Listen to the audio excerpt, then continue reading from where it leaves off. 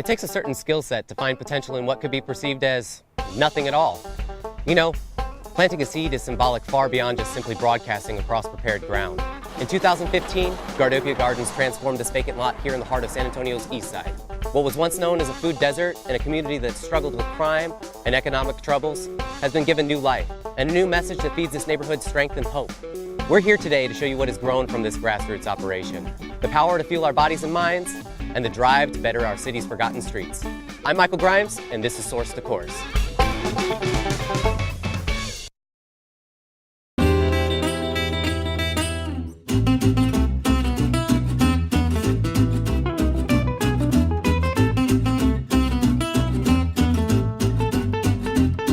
I am honored and excited to be out here at Gardopia Gardens in San Antonio, Texas today. I'm here with founder Stephen Lucke. Stephen, thank you so much for having us out today. Thanks for coming. So, can you tell our viewers a little bit about your story? Yeah, sure. So in 2012, I started to become educated about the obesity epidemic. I saw a lot of my classmates who came in at 18 years old, and by the time they were 20, 22, were becoming overweight and obese. And so I wanted to find a solution to the obesity epidemic. And so organic food and physical activity occurs in the garden.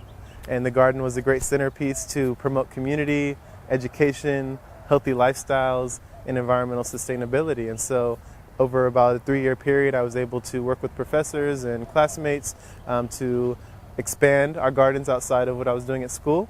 And in 2015, we were able to found Gardopia Gardens, which is a nonprofit aimed at promoting health and wellness through gardening. I think that gardening is a great way to bring the community together. It doesn't matter if you're black or you're white, you're rich or you're poor, you're skinny or you're fat, you're a doctor or you're a burger flipper.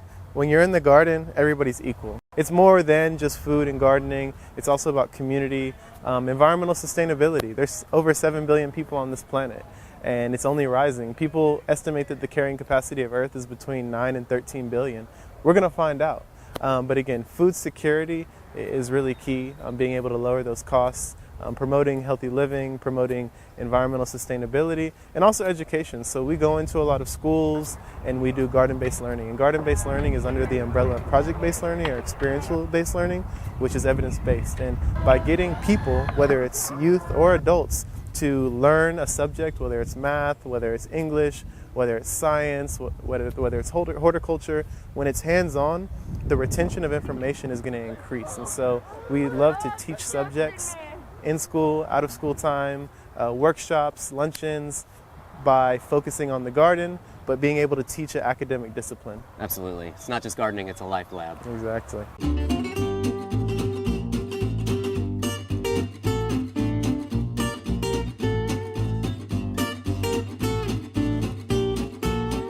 You know, one question that's always going through my mind is, as a chef, I feel like there's a responsibility to help promote healthy living and through gardening. You know, what points could you get out across to other chefs in this community that would encourage them to really promote healthy living and gardening? Yeah, well, plants are alive. And so if you harvest a plant from Peru or India or even New York, how long is it going to take to get here?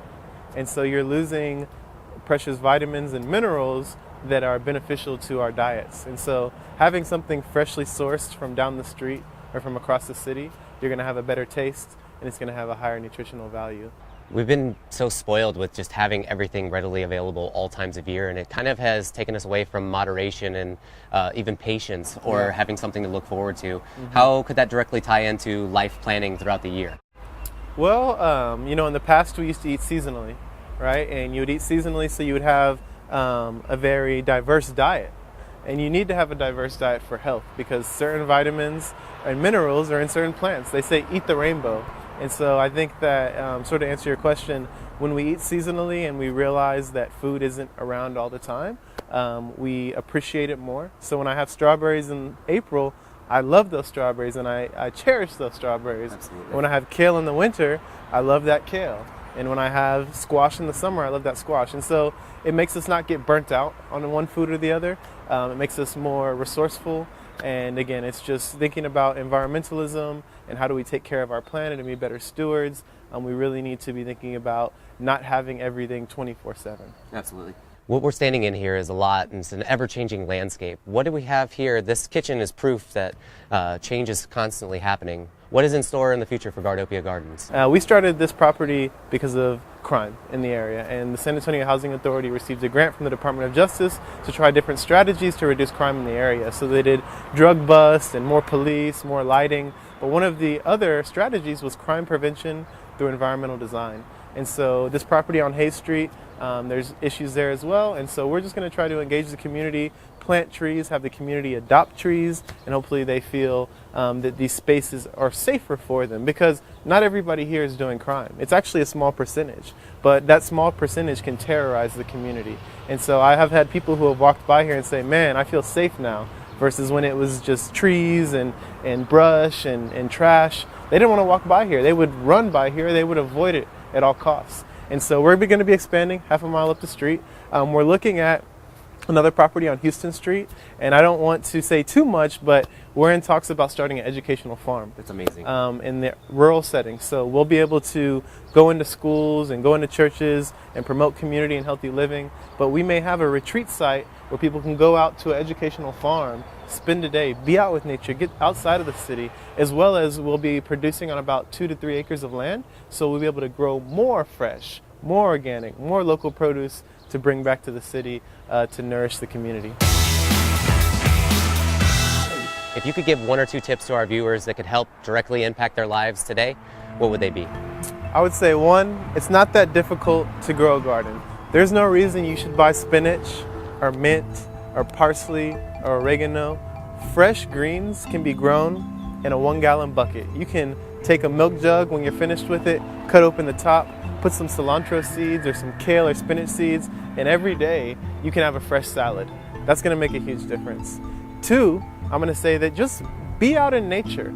Go to the local community garden in your neighborhood and go sit down and have lunch. Go have a talk with your best friend. Go read a book by yourself, because people who get out into nature are more relaxed.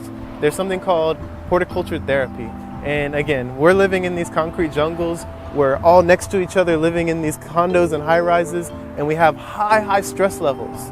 And so you can decrease those stress levels by once a day spending 30 minutes out in nature. Thank you so much. You know, we're inspired by your story, we're encouraged by your efforts, and we can't wait to see what's in the future for Gardopia Gardens. Thank you so much for having us out today. Appreciate you, brother.